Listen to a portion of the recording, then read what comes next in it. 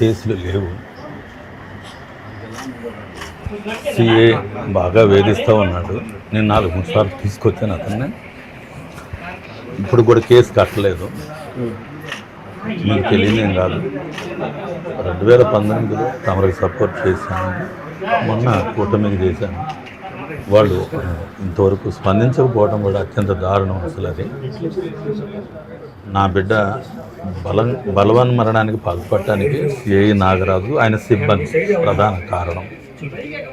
దీనికి కేవలం పోలీసులు పొద్దాకు వచ్చి వేధించడం వల్ల అయితే చనిపోయాడు అనుకున్నారు, కానీ దీని వెనకాల వాళ్ళు అతనికి ఇష్టం లేని పనులన్నీ చేయిస్తున్నారు.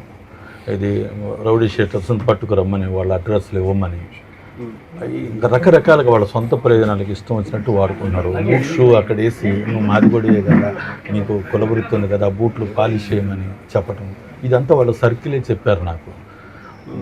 నేను చెప్పే మాటలు కూడా కాదు. ఆయన ఏదైతే వాంగ్మూలం ఇచ్చాడో, ఇది నేను మాదిగొడిగా పుట్టడమే తప్పైందని, ఎంత రోదన అనుభవించుంటే ఆ మాట అంటాడో నాకు తండ్రిగా నాకు అర్థమవుతుంది. తర్వాత అతని వల్లే హత్యా నేరం కింద గురి కాబడ్డాడు. కాబట్టి ఈ 2 సెక్షన్స్ బలంగా వచ్చేలా కట్టాలని న్యాయం కోసం నిలబడే విషయంలో ఉన్నానన్న. పెద్దవారు మీరు ఇప్పటికి 3 సార్లు స్పందించారు నా బిడ్డ విషయంలో.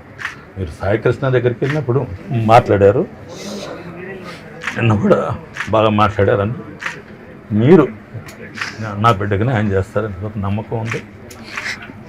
ప్రభుత్వం కదలకపోవడం కూడా ఒక బాధాకరంగా ఉంది. ఎందుకంటే నేను నీకు కానీ బాబు గారు కానీ నేను తెలియనే కాదు, పట్టించుకోలేదు. ఏదేమైనా వాళ్ళని కేసు కట్టాలి, నా బిడ్డకి న్యాయం జరగాలి. ఈ కుటుంబం అంతా ఒక రకంగా చెప్పాలంటే మేము ఈ రోజుకి ఇక్కడే జీవిస్తున్నాం, ఎంత రాష్ట్ర నాయకుడైనా కూడా. కాబట్టి తమరు ఎంతవరకు మాకు న్యాయం చేయగలిగితే అంతవరకు చేయండి. నా బిడ్డ విషయంలో నేను కల్మషం లేకుండా నిలబడతాను. మీరు స్పందించినట్టుగా మన టీం మొత్తం కూడాను దాదాపుగా 10 రోజులు మట్టి ఇక్కడే ఉంటున్నారు.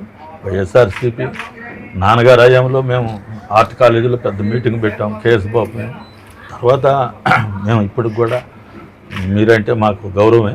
ఏదో మన వర్గీకరణ విషయంలో కొంచెం నేను అట్లా వెళ్ళినా కూడా 2000 నేను వచ్చి కలిశాను. నేను 2019లో తమరికి నేను మద్దతు కూడా ఇచ్చానన్న. వాళ్ళకి కూడా మీరంటే మాకు మంచి అభిమానమే.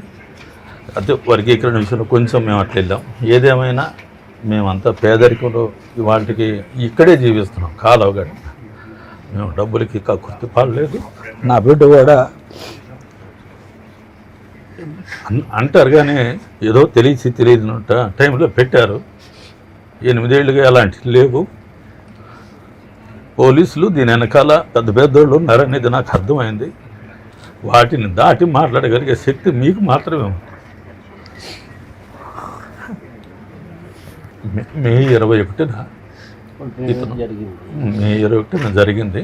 ఇంతకుముందు 2-3 సార్లు సిఏ నాగరాజు కొడతాడానంటే నేను వెళ్ళి తీసుకొచ్చాను. ఏదో అల్లరి చిల్లరగా జరుగుతాయేమోలే అనుకున్న 2-3 సార్లు మల్లాది విష్ణు గారితో కూడా చెప్పి నేను ఆ రౌడీ షీట్ అనేది పక్కన పెట్టించాను. ఎటువంటి 12 ఏళ్ల కిందట ఉండేవి, 8 ఏళ్ళకి ఏమి లేవు. ఆ 4 ఏళ్లలో కొంచెం మార్పులు చేర్పులు చేసుకున్నాడు. 8 ఏళ్ళగా ట్యాక్సీ దొలుకొని బతుకుతున్నాడు. గవర్నమెంట్ నుంచి నేను తెచ్చిన కారు ఉంది, బ్రతుకుతున్నాడు. 40 సంవత్సరాలు. కొత్త కేసులు ఏం లేవు. 8 సంవత్సరాల నుంచి ట్యాక్సీ నడుపుకుంటున్నాడు. అసలు ఎటువంటి కేసులు లేవు. ముందు ఏదైనా ఉంటే చిన్న చిన్న కేసులు. పోలీసులు వచ్చి 21వ తారీఖు ఉదయం 10:30 గంటలకి ఆ పక్కన ఉంటుంది గది, వచ్చి క్రాంతి సిఐ నాగరాజు గారు పిలుస్తున్నారు, నువ్వు రావాలి అంటే అతను వాళ్ళని చూసి తలుపులు వేసుకొని నన్ను వస్తే చంపేస్తారని చెప్పాడు.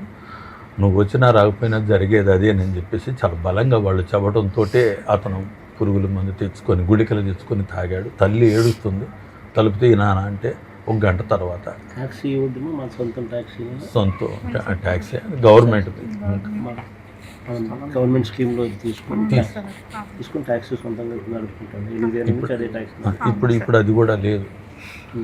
ఏదైతేనేమి వీళ్ళ అమ్మెళ్ళి తలుపు తీనానని ఏడుస్తుంటే తలుపు తాగేసిన అతను మెల్లగా తీశాడు. తర్వాత హెల్ప్ హాస్పిటల్కి తీసుకెళ్ళాం, సాయంత్రం జనరల్ హాస్పిటల్కి తీసుకెళ్ళాం, చనిపోయాడు. కేవలం వాళ్ళ ఒత్తిడి వల్ల చనిపోయాడు. వేరే అతనికి ఏ రాజకీయాలు కూడా ఏమీ లేవు. ఒక తండ్రిగా నాకు ఇచ్చే గౌరవం నాకు ఇచ్చాడు. తను బతుకుతున్నాడు.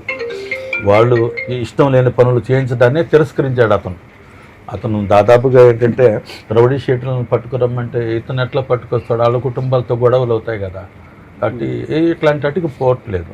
ఇతను తీవ్రమైతే నేను వెళ్తూ ఉండేవాడిని, అట్లా అంత లేదు అనుకున్నాను. తర్వాత చూస్తే ఈ సాయికృష్ణ అని అతను కూడా చంపబడ్డాడు కదా, అదే తరహాలో ఇతను కూడా భయం పట్టుకుంది. ఎందుకంటే వాళ్ళు ఇష్టం లేని అంటే ఇప్పుడు ఆదివారం వచ్చి సంతకం పెట్టాలంటారు, ఆ సంతకాలు వాళ్ళు పట్టించుకోరు. కానీ వాళ్ళు చెప్పిన పని చేయకపోతే ఆదివారం పేరుతో తిరగేసి ముగ్గురు కలిసి 3 టైర్ బెల్ట్లు పట్టుకొని కొడతా ఉంటుంటే అతడు తగలరాని చోట తగిలి చచ్చిపోయే పరిస్థితి కూడా. ఇంత భయంకరమైన స్థితిలోనే అతను చనిపోవటం అనేది జరిగింది. మరి నేను కేసు పెట్టి కూడా నెల 8వ తారీఖు నాడు పెట్టాను. నేను ఇంతవరకు ఆ కేసు కట్టింది కూడా లేదు ఇప్పటి వరకు కూడాను. నేను దళిత సంఘాలు మొత్తాన్ని తీసుకొని వెళ్ళి మళ్ళీ సిపి గారిని కలిసి మళ్ళీ కేసు పెట్టమని చెప్పేసి గట్టిగా ఒత్తిడి చేసామన్నా. మరణ వాంగ్మూలంగా వీళ్ళు అసలు దాన్ని ట్రీట్ కూడా చేయడం.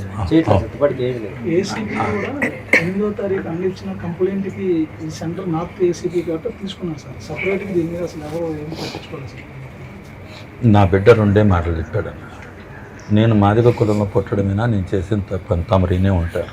రెండోది, నన్ను బలవన్మరణానికి పాల్పడటానికి సిఏ నాగరాజే ఈ ఆత్మహత్య చేసుకోవడానికి కారణం అని చెప్పారు. ఈ 2 కేసులు బలంగా కట్టాలి, సిబిఐ విచారణ జరగాలి.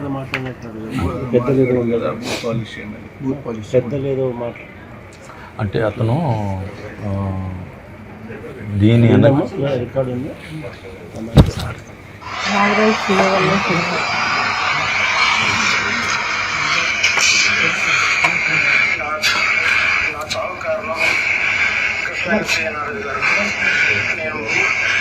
నేను మాది పుట్టకపోవడం తప్పైపోయింది.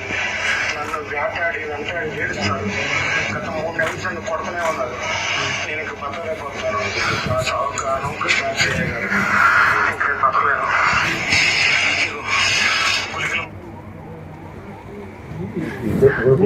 అన్ని వాళ్ళ అమ్మగారికి చెప్పేవాడు సార్. 3 నెలలుగా తిరుగుతూ ఉన్నప్పుడు ఇంట్లో 3 నెలల నుంచి కొట్టేవాళ్ళు అని చెప్పి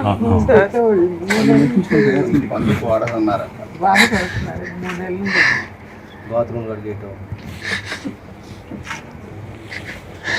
ముగ్గురు పిల్లలు ఇస్తే బాబు కాలు కూడా పోలియో చిన్నప్పుడు పోలియో వచ్చింది సార్. ఇక్కడ పుండు పడింది, అట్లా 2 ఏళ్ళు పోయినాయి సార్. ఇప్పుడు ఇక్కడ పెంచు నాకు పడిపోయింది సార్ బాబుకి. అది లోపల నుండి తినుకుంటా. ఎక్కడ చూపిస్తున్నారు సార్? ఎక్కడ చూపిస్తున్నారు? ఏమని చెప్పినారు వాళ్ళు?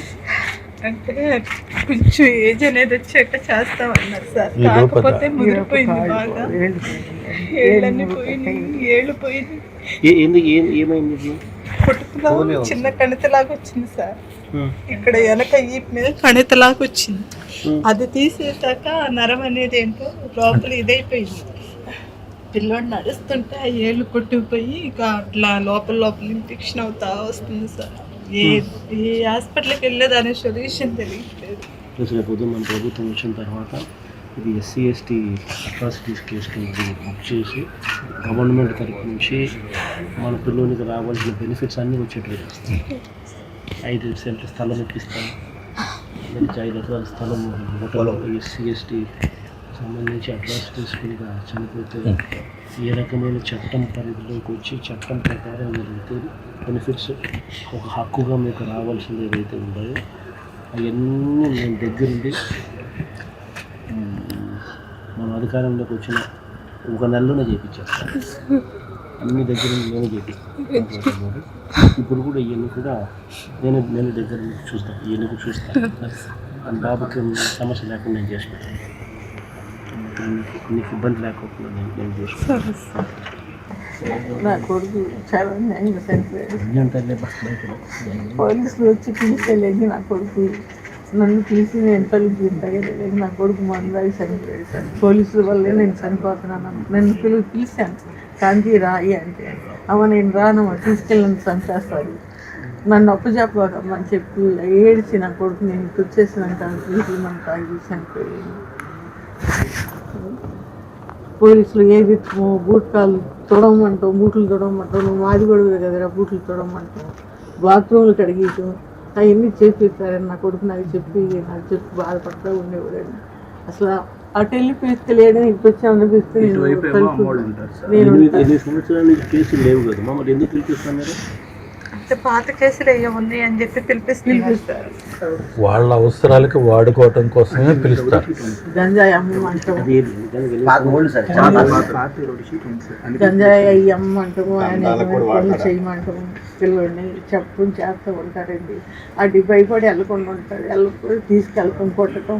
ఒకటే రోజు తీసుకెళ్ళాడు, ఇంటికి వచ్చి తీసుకెళ్తే ఎందుకండి అంటే సీఏ గారు తెమ్మంటారు అని నేను లేపితే ఈయన గారు సోయి లేకుండా అన్నారు, బాగాలేదు పడుకున్నది. సరే తీసుకెళ్ళాక పొద్దున పూట నేను వెళ్ళాను, తీసుకెళ్ళి కొడుతున్నారండి, అల్లాడి తీసి కొడుతున్నారు. నాకు కొడుతుంది అల్లాడిపోతున్నాడు కింద నేను ఎట్లా అయిపోయాను. అసలు ఇట్లా కోడిని కట్టేసి అల్లాడి తీసి కొట్టడం, చేయలేని వాసిపోయి వచ్చి అన్నం కూడా తినలేకపోయేవాడు. అసలు నా కొడుకు సీఏ వాళ్ళే చనిపోయాడు. నా కొడుకు ఈ వయసులో మమ్మల్ని చూడాల్సిన కొడుకు మాకు లేకుండా అయిపోయాడండి. 8 సంవత్సరాల కింద కేసులు ఏదో ఉన్నాయని చెప్పినారు, అది ట్రయల్ జరుగుతుంది. అవన్నీ నేను తీపిచ్చేసాను. అవన్నీ ట్రయల్ జరుగుతుంది. లేదు అసలు ఏం కేసు లేదు, నేనే దగ్గరుండి తీపిచ్చేసా. ఆయన శిక్ష పడింది లేదు అసలు, ఏ కేసులో లేవు. అన్ని కేసులు కూడా కొట్టేస్తారు. 8 సంవత్సరాల నుంచి కొత్తగా ఒక కేసు లేదు. మొన్న సిఏ గారు ఏసీపీ గారు అంటాడు పేకాట కేసులు పడమట్లో ఉన్నాయి అంటాడు.